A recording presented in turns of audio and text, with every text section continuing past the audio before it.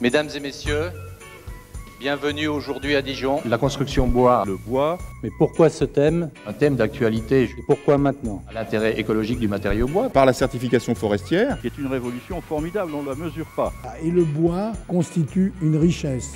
Il y a l'innovation, il y a une vraie demande. C'est-à-dire une diversité aussi d'essences et de modes de culture. Pour le soutien qu'il nous apporte en permanence au Conseil régional à toute l'action de la filière bois. Mesdames et messieurs, bienvenue aujourd'hui à Dijon. Nous sommes accueillis dans cette nouvelle salle du Palais des Congrès, qui est magnifique, comme vous avez pu le voir, qui fait appel beaucoup aux matériaux bois, comme vous avez pu le voir dans le hall d'entrée. Mon but principal, c'était de faire en sorte que vous tous qui êtes là aujourd'hui puissiez repartir ce soir avec 3, 4 ou 5 très bonnes idées concrètes. Nous écoutons Philippe Vasseur.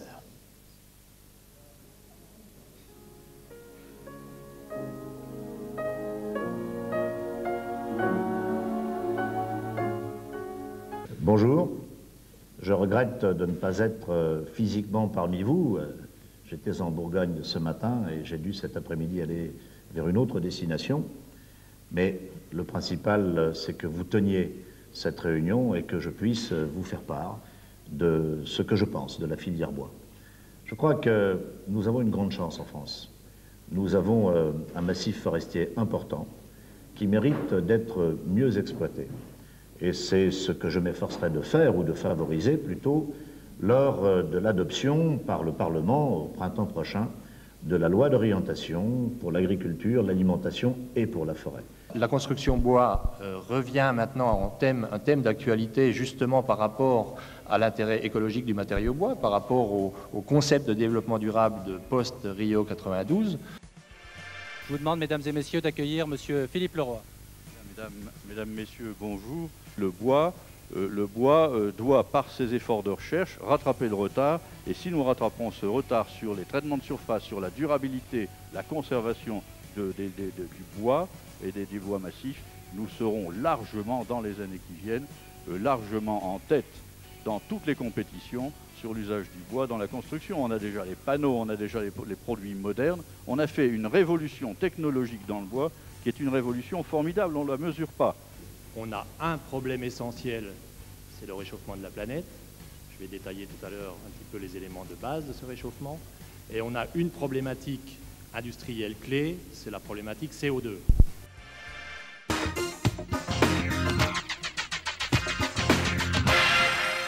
Premier participant, Sébastien Genet de France Nature Environnement, Frédéric Bodel de l'ONF Franche-Comté. Sur quel élément vous faites reposer, vous, la réussite de l'éco-certification? Sur quel élément?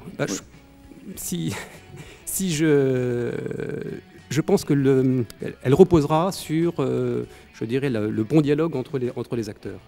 Donc nous, ce qui nous intéresse au travers de cette chaîne de contrôle, c'est qu'effectivement, il n'y a aucune dénaturation du message que nous avons initié par la certification forestière et que le consommateur aura bien la connaissance de ce que nous avons fait dans les forêts qui sont à la base des produits qu'ils trouvent sur leurs étals. Ce sera un passage obligé, étant donné que de plus en plus de nos clients vont nous demander des produits certifiés.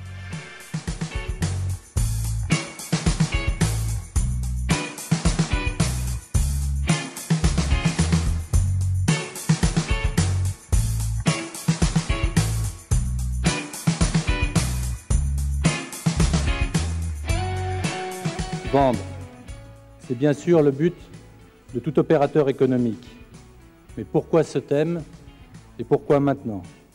Pour moi, la plus importante aujourd'hui, parce qu'elle va conditionner notre capacité à répondre à tous ces problèmes, eh bien c'est la solidarité de la filière. Et là, vraiment, on a encore beaucoup de progrès à faire. Je voudrais dire d'abord que l'objectif, c'est de faire une campagne pour le bois générique, sous toutes ses formes, quelles qu'elles soient. Je ne suis, moi, ni pessimiste ni optimiste. Ceux qui vous disent tout va bien, ils nient la réalité. Ceux qui vous disent tout va mal, ils sont dans le schéma, dans la spirale descendante. Moi, je crois comme vous, déterminé à relever ce défi parce qu'autour de la filière bois, il y a l'innovation, il y a une vraie demande. Depuis le premier congrès d'Aproval Bois, nous avons toujours souhaité aborder un thème original. Nous avons deux devises, anticiper pour ne pas subir et échanger pour mieux comprendre. On a peur. On a mis dans la Constitution le principe de précaution, qui consiste à dire que quand on ne sait rien, il faut prendre des précautions. Ça conduit tout droit au sous-développement. Si nos ancêtres avaient fait ça, il n'y aurait pas de train, pas d'avion, rien du tout, parce que les locomotives explosaient, les avions tombaient par terre. Donc, je pense qu'il faut prendre cela. Et le bois constitue une richesse qu'on n'exploite pas d'ailleurs totalement. Je voudrais revenir quand même dans la forêt.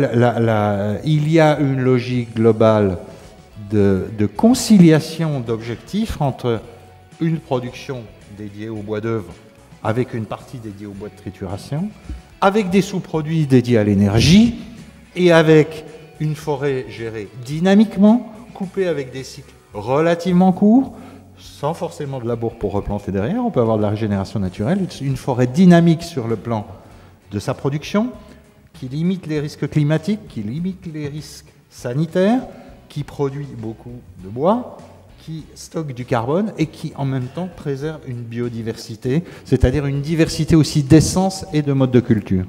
Toute la question de l'évaluation, de la comptabilisation et du contrôle des émissions nettes est quelque chose d'extrêmement important. J'attire votre attention sur le fait que sur ce sujet-là, les questions juridiques sont extrêmement liées aux questions techniques parce que sinon on va aller vers des problèmes de responsabilité contractuelle à n'en plus finir.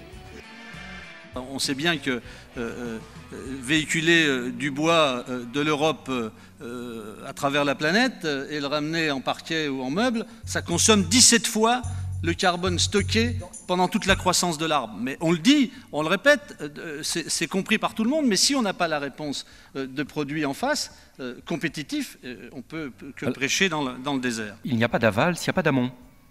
Et l'amont, c'est produire du bois, produire les ressources, sur lesquelles il y aura de la valeur ajoutée, sur lesquelles il y aura des emplois, sur lesquelles il y aura des entreprises, et sur lesquelles sera assis notre tissu de PME. Donc il est important, pour l'avenir de la filière bois, qu'il y ait un amont efficace. Merci aussi à Jacques Robillard pour le soutien qu'il nous apporte en permanence au Conseil régional à toute l'action de la filière bois. Cette action ne serait pas celle-ci si nous n'avions pas ce soutien derrière.